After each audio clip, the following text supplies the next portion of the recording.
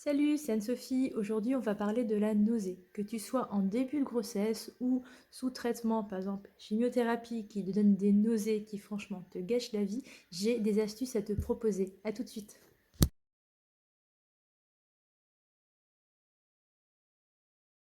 Alors, je vais te donner 3 astuces que tu peux mettre en place si tu as 5 minutes à te consacrer. Donc, première astuce, l'estomac. L'estomac, on regarde un peu.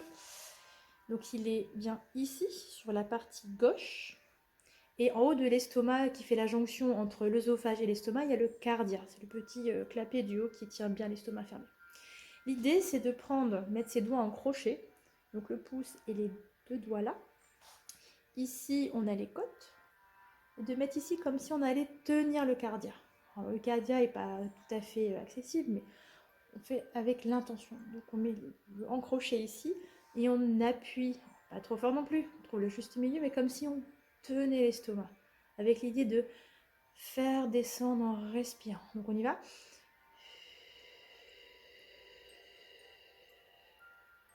Voilà, ça on reste autant de temps qu'on veut. Après, l'autre chose qu'on peut faire, c'est on lisse. L'idée, c'est de faire descendre ce qui a tendance à remonter. Donc je prends mes mains bien à plat et je lisse bien jusqu'en bas. Voilà. Je peux même aller plus haut si j'ai envie. Je fais ce qui me fait du bien. Je prends le temps de respirer et de bien lisser vers le bas. Et troisième astuce, un point. J'aime bien les points, évidemment. C'est l'élargissement de la petite vallée. Bon, ça, les noms, c'est juste pour se la péter lors des repas de famille, on est d'accord? Sinon, c'est estomac 41. Donc, sur le méridien de l'estomac, il y a un point qu'on fait pour faire descendre l'énergie de l'estomac.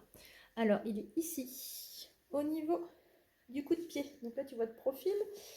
Si je me mets de face, on voit, on est bien ici.